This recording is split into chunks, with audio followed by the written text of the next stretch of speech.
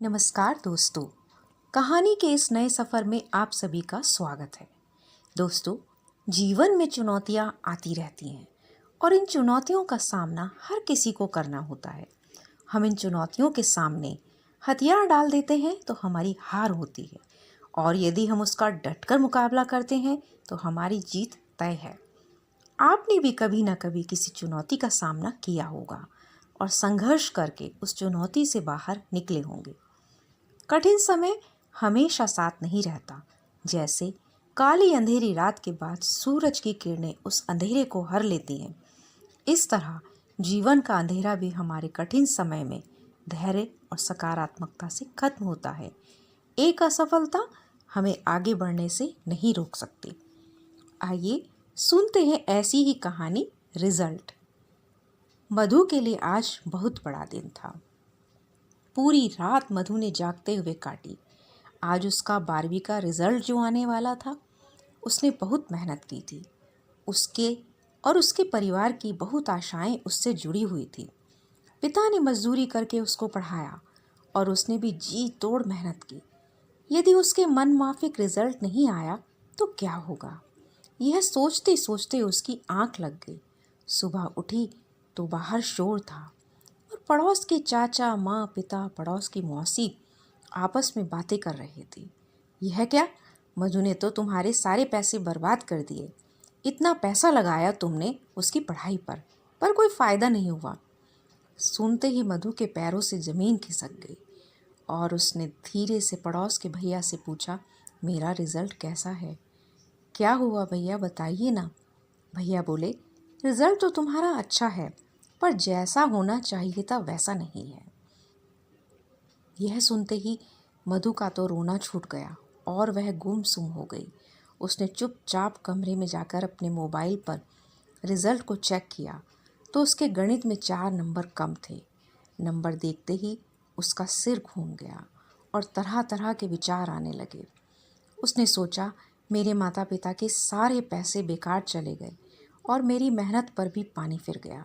अब क्या होगा? अब मैं किसी को मुंह दिखाने लायक नहीं हूँ। वह करे तो क्या करे, सबका सामना कैसे करे? सारा दिन उसने ऐसे ही सोचते सोचते बिताया। ना खाना खाया, ना पानी पिया।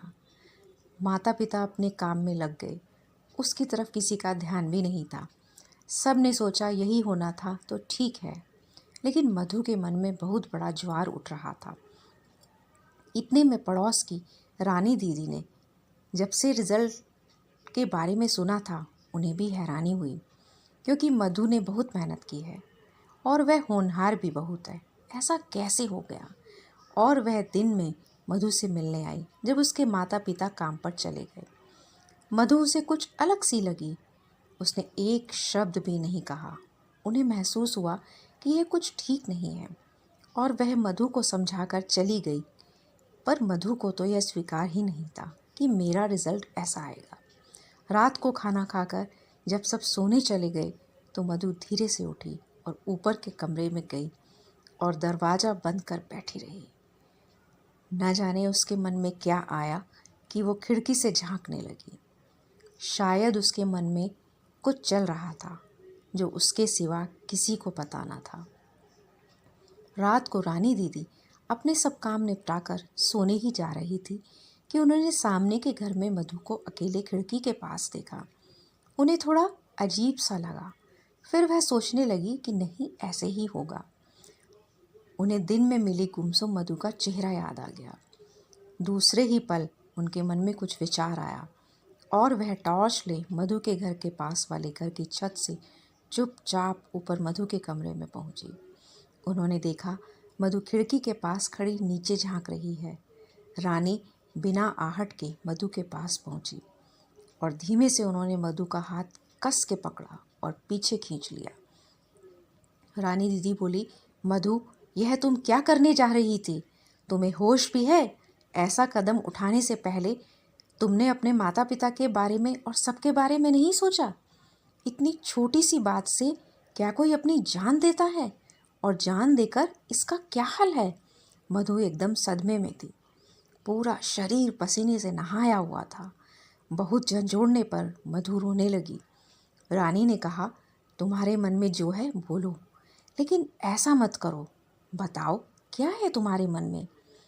तुम्हारे कुछ ही तो नंबर कम है, तुम उसका दोबारा मूल्यांकन करा सकती हो। शायद तुम्हारे नंबर बढ़ जाएं, और ना भी बढ़े तो भी कोई बात नहीं, आगे अच्छे नंबर ज़रूर आएंगे। इससे भी तुम्हें आगे की कक्षा में दाखिला मिलेगा। तुम आगे की पढ़ाई जारी रख सकती हो। यह कोई अंतिम परीक्षा तो नहीं है, तुम किसी और भी विषय में दाखिला ले सकती हो। जरूरी नहीं कि तुम्हें मेडिकल या इंजीनियरिंग में ही जाना हो। आज के समय में बहुत सारे क्षेत्र हैं जिनमें तुम पढ़ाई करके आगे बढ़ सकती हो। नंबर जीवन से बढ़कर नहीं है। मधु बोली, दीदी क्या ऐसा संभव है? रानी दीदी ने कहा, क्यों नहीं, बस तुम हिम्मत रखो और इस तरह का कदम कभी मत उठाना और अपने मन में विचार भी मत लाना। तुम्हें पता है तुम्हारे माता पिता ने तुम्हें कितने अरमान से और कितनी परेशानियों से पाला है। सोचो तुम्हारे एक गलत कदम से माँ पिता पर क्या बीतती। वे तो जीते जी मर जाते। और यह जीवन हमें बार बार नहीं मिलता। यदि तुम्हारे मन में कोई भी शंका थी तो तुम मुझसे बात कर सकती थी, अपनी सहेलियों से बात कर सकती थी, माता पिता से बात कर सकती थी। यदि वे नहीं भी समझ पाते तो किसी से भी अपने मन की बात कर सकती थी। लेकिन मन में कुछ नहीं छिपाना है, और यदि कुछ गलत विचार आ रहे हैं तो हमें उन्हें बात करके दूर करना है। यदि कोई समस्या आती है तो उसका समाधान भी लाती है। मधु बोली, सच दीदी, मैंने तो ऐसा सोचा ही नहीं कि मैं और कुछ भी कर सकती हूँ।